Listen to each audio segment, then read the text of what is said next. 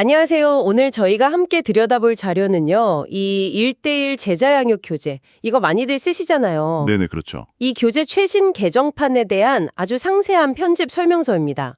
그냥 뭐가 바뀌었다 이게 아니고요. 이 변화들이 어떤 방향을 가리키는지 또 이게 여러분의 신앙 여정엔 어떤 의미가 있을지 좀 같이 파헤쳐 보려고 합니다. 네. 흥미로운 접근인데요. 뭐랄까 개정판 사용 설명서. 그러면서도 그 속뜻을 읽어보는 시간. 자, 한번 시작해 볼까요? 좋습니다. 네, 이 자료 보니까요. 16주 과정으로 싹 바뀌면서 적용된 수정 원칙부터 시작해서 각 과 내용이 어떻게 세세하게 변했는지 다 나와 있더라고요. 아, 정말 꼼꼼하게요. 네, 그냥 뭐 오타 잡고 이런 수준이 아니라 교재 구조나 접근 방식 자체를 많이 고민한 흔적이 보여요. 학습 효과랑 실제 적용, 이걸 강화하려는 의도가 아주 뚜렷해 보입니다. 저도 딱 그 점이 눈에 들어왔어요. 기본적인 편집 원칙들 있잖아요. 예수를 예수님으로 싹 바꾼 거. 네, 그건 기본이고. 그리고 좀 어려운 신앙 용어들. 이걸 좀 쉬운 말로 풀고.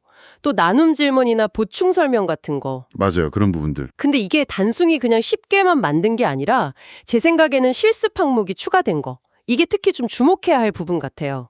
실습이요. 네, 그냥 내용만 아는 게 아니라 진짜 해보라는 거잖아요. 이거 어떻게 보세요? 그거 정말 정확히 보셨어요.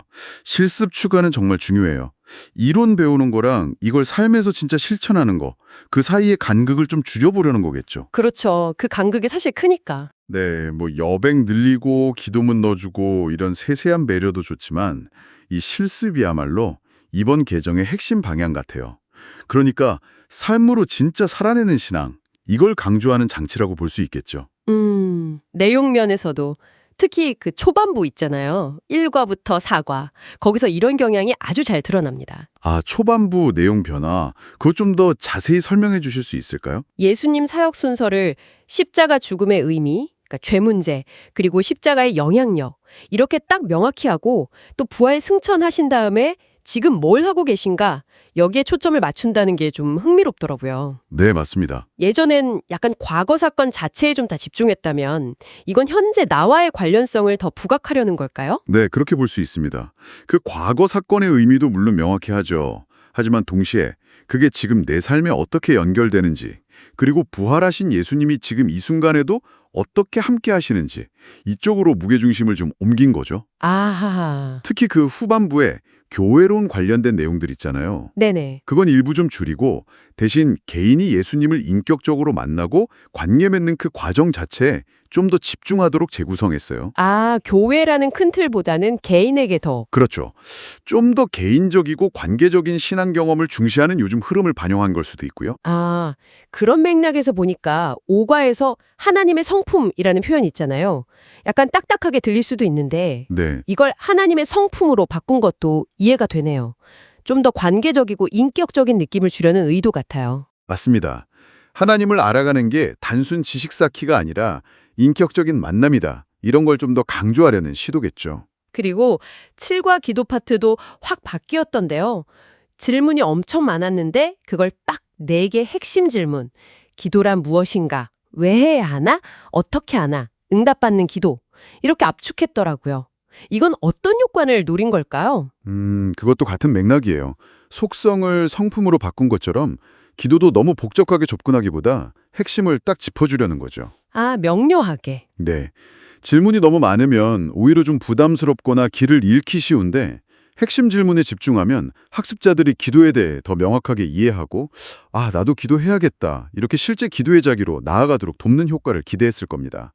복잡함보다는 명료함, 그리고 실천 가능성, 여기에 무게를 둔 거죠. 명료함과 실천 가능성. 듣고 보니 8과 교재 파트 변화도 짝 그 맥락이네요. 그렇죠. 예배와 찬양 내용을 완전히 새롭게 구성하면서 하나님이 왜 창조하고 구원하셨는지, 삶으로 드리는 예배는 뭔지, 찬양의 의미는 뭐고 어떤 경험을 하는지 이런 근본적인 질문을 던지더라고요. 맞아요. 단순히 종교활동 목록 나열하는 게 아니라 신앙의 본질적인 이유와 의미를 좀 깊이 파고들게 만드는 거죠. 네. 구가 전도 파트도 그런 실용적이고 의미 중심적인 접근이 두드러지는 것 같아요. 그렇습니다. 가서 제자 삼으라, 성령 받고 증인되라. 이 핵심 명령을 딱 제시하고 구체적인 전도 자세나 방법까지 설명해 주고요. 네, 특히 그 부분 사형리나 전도 폭발 같은 전통적인 방법부터 시작해서요. 아, 네네. 요즘 시대에 맞춰서 뭐 최고의 행복이라든지 심지어 온라인 전도법까지 소개하는 걸 보면 온라인 전도법까지요. 네, 굉장히 다양한 도구를 활용하려는 유연성이 보이죠. 시대 변화를 반영한 겁니다. 정말 그러네요. 사형리는 그 간결한 4가지 요점으로 복음 전하는 방식이고 전도 폭발은 좀 더 대화 중심적인 거고 이런 구체적인 방법론을 제시하는 건 그냥 전도해야 한다는 당위성을 넘어서 그래서 어떻게 할 건데 이 질문에 대한 실제적인 가이드라인을 주려는 노력으로 보이네요. 네, 맞아요. 어떻게 보면 굉장히 친절해진 거죠. 그러네요. 이어서 10과 성령 충만이나 12과 순종 파트도 핵심 질문 중심으로 간결하게 재구성되었고요. 네, 성령 충만은 의미, 이유, 결과, 방법 딱 4가지로 순종도 의미, 대상, 사례, 결과 이렇게 구조를 명확하게 잡았어요. 아, 훨씬 깔끔해졌네요. 그렇죠. 그리고 13과 사역하는 삶 여기에서도 기존에 쓰던 뭐 교회관, 평신도관 이런 용어들이 있잖아요. 네, 좀 어렵게 느껴지기도 했죠. 그걸 성경적인 교회, 성도, 은사, 직업관, 세계관 이런 식으로 용어를 좀 더 명확하고 현대적인 언어로 수정했어요. 개념을 더 분명히 하고 소통을 쉽게 하려는 시도로 보입니다. 그렇군요.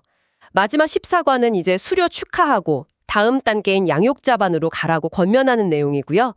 부록도, 기도 계획표, 성고, 암송 카드, 키 그림 설명 딱 필요한 것만 남기고 아주 간소화했더라고요. 와, 전체적으로 보니까 이번 개정이 정말 큰 틀에서 방향성을 가지고 진행된 게 느껴지네요. 제자 양육 과정을 더 명확하게 그리고 실천적으로 또 개인의 신앙 여정에 더 밀착되도록 설계하려는 그 목표가 아주 뚜렷해 보여요. 이 자료를 쭉 보시면서 전문가로서 얻으신 가장 중요한 통찰 혹은 뭐랄까 핵심 포인트는 뭐라고 생각하세요? 이 모든 변화를 관통하는 핵심 키워드는 제 생각엔 이해를 넘어선 적용 같아요. 아, 적용. 네, 신학적인 개념들을 물론 더 쉽게 이해하도록 돕죠. 그런데 동시에 아까 말씀하신 그 실습이라든지 구체적인 방법론 제시를 통해서 배운 내용을 정말 실제 삶 속에서 살아내도록 격려하고 있다는 점이에요. 이게 단순히 머리로 아는 지식 전달을 넘어서 진짜 제자도로 나아가게 하려는 의도가 아닌가 싶습니다. 네, 오늘 저희는 이 1:1 제자 양육 교재 개정판의 주요 변화들을 살펴봤습니다. 단순히 내용만 고친 게 아니라 학습자의 이해를 돕고 또 실제 삶에서의 실천을 이끌어내려는 다각적인 고민이 담겨 있다는 걸 확인할 수 있었네요. 여기서 한 걸음 더 나아가서 이런 질문을 좀 던져보고 싶습니다.